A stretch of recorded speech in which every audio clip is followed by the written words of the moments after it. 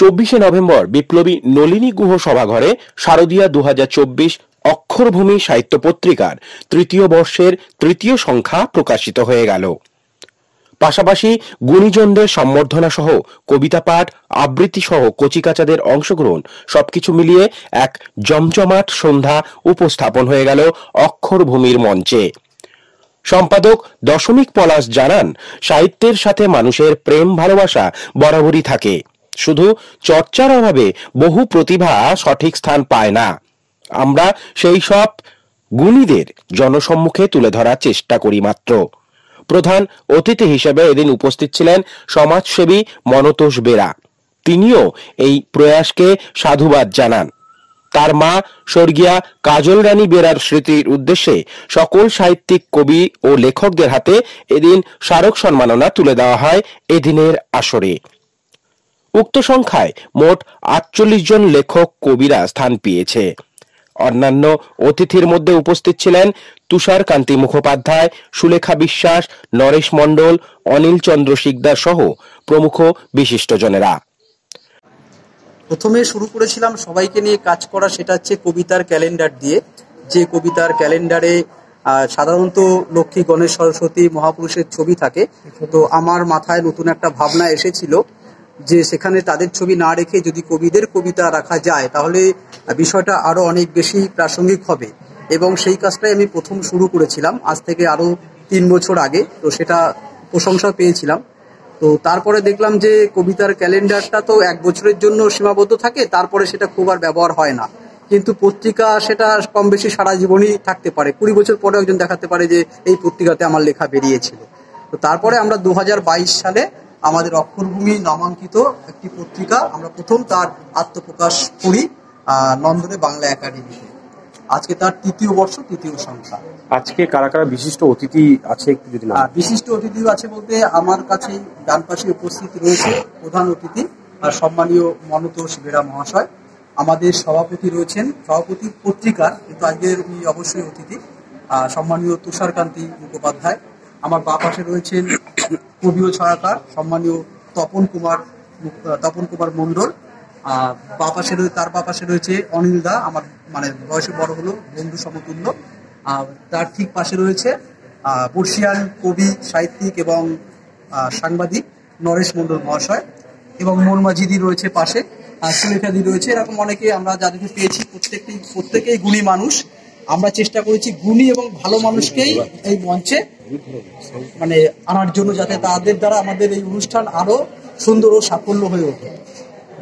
আজকে মোট এই অক্ষরভূমিতে কতজনকে কাজল রানী স্মৃতি পুরস্কার তুলে দেওয়া হচ্ছে?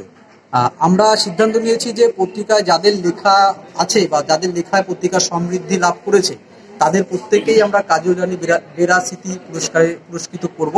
কিন্তু কেউ উপস্থিত হয়নি। আমাদের পত্রিকাতে টোটাল 48 জনের লেখা আছে, এবার তার মধ্যে 2-1 জন উপস্থিত হয়নি। আপনার নাম? আমার নাম পলাশ পাল, দশমিক পলাশ। আপনি সম্পাদক অক্ষরভূমি সাহিত্য। অক্ষরভূমি আন্তর্জাতিক সাহিত্য পরীক্ষা দীর্ঘজীবী পথ চলা, তারা এগিয়ে চলুক, আমি তার পাশে আছি, এটুকুই। আর আজকে যে এই যে কবি সাহিত্যিক সমাবেশ হয়েছে সেটা নিয়ে কি? কবি সাহিত্যিকের তুলনা সাগর বা সমুদ্র দিয়েও হয় না। তার কারণ নতুনত্ব তো ডেলি কোনো সমুদ্র বা সাগর তৈরি হয় না, কিন্তু সাহিত্যিক তৈরি হয়, এবং সেই সাহিত্যিক পাহাড় সম্বন্ধে আমাকে না জানালে আমি বাধিত হব। তার কারণ আমি সেই জায়গা থেকে কিছু বলা মানে আমি ওনাদেরকেও খুব ছোট পাচ্ছি, সুতরাং ওনাদের মুখ থেকে শোনাটাই ভালো। আর আপনার মায়ের নামে এখানে স্মারক দেওয়া হলো, এটা আমার একটা মানে কি মনে হয়েছিল জানি না, দীর্ঘ প্রায় 12 বছর ধরে বিভিন্ন কাজের সঙ্গে যুক্ত একজনই আমাকে একটু প্রেরণা জাগিয়েছিল যে তুমি তোমার মায়ের নামে কিছু করছো না কেন, এত জায়গায় যাচ্ছ, এত মানবাধিকার নিয়ে কাজ করছো মানুষের পাশে। তো তখন থেকে 2016-তে আমার মা গত হয়। তারপর থেকে প্রত্যেকটা বিভিন্ন পত্রপত্রিকার মাধ্যমে আমার মায়ের স্মৃতিটা আমি যতটা পারি চেষ্টা করি সারা পৃথিবীতে ছড়িয়ে দেওয়া। এখনো পর্যন্ত 19টা দেশে আমার মায়ের স্মৃতি পৌঁছে গেছে, এবং এই বইয়ের মাধ্যমে, এবং এই তার মধ্যে আমাদের অক্ষরভূমি রয়েছে, বিনোদন সাহিত্য পত্রিকা রয়েছে, বহু পত্রিকা এর সঙ্গে যুক্ত হয়েছে, তাদের হাত দিয়ে গেছে। তো আগামী দিনে হয়তো আরো এই কাজ করার জন্য অক্ষরভূমি তো আমি পাশে আছি, আগামী দিনেও থাকবো, যত রকম সহযোগিতা লাগে। আপনার নাম? মনতোষ বেরা, আমি যে সমাজকর্মী। অতটা গুরুত্ব দেয় না, কিন্তু অক্ষরভূমি এই যে পত্রিকার যে সম্পাদক পলাশপাল নিজের প্রচেষ্টায় যে এত সুন্দর একটা পত্রিকা প্রকাশ করছেন এবং অনুষ্ঠান করছে দেখে খুব আনন্দ বোধ করছি। আপনার নাম? আমার নাম সুরেখা বিশ্বাস। আপনি কবি এবং সম্পাদক। হ্যাঁ, খুব ভালো লাগছে, কারণ প্রথম পলাশের সঙ্গে আলাপ এবং সকলের সঙ্গেই অনেকের আলাপ হলো নতুনভাবে। আর এটা তৃতীয় বর্ষের তৃতীয় সংখ্যা, মানে বার্ষিক পত্রিকা। আর যেহেতু আমি পত্রিকা নিজে বার করি বলে, একটা পত্রিকা বার করা খুব কষ্টসাধ্য ব্যাপার, অনেক পরিশ্রম লাগে। এবং ও যে ধরনের কাগজে ছেপেছে এবং কভার যে হার্ডবোর্ড দিয়েছে, কিন্তু অনেক খরচ সাপেক্ষ ব্যাপার। ও কীভাবে করলাম জানি না, অনেক খরচ করে ব্যাপারটা করেছে। আমার নরেশ মণ্ডল। তো অত্যন্ত সাধু উদ্যোগ, এবং আমরা মনে করি এইরকম উদ্যোগ যদি সমস্ত সাহিত্য পত্রিকা গ্রহণ করে, তাহলে বাংলা সাহিত্য অচিরেই বিশ্ব রেকর্ড করবে। এই পলাশের ডেডিকেশন এবং ডিউটিফুলনেস দারুণ, এবং এর জন্যেই আমরা সাহিত্যিকরা, কবিরা বারবার ছুটে আছি তার কাছে। আপনার নামটা? তুষারকান্তি মুখোপাধ্যায়। তার জন্য আমি বলতে চাই, পলাশের হাত ধরে আজকে এই পর্যন্ত আসা।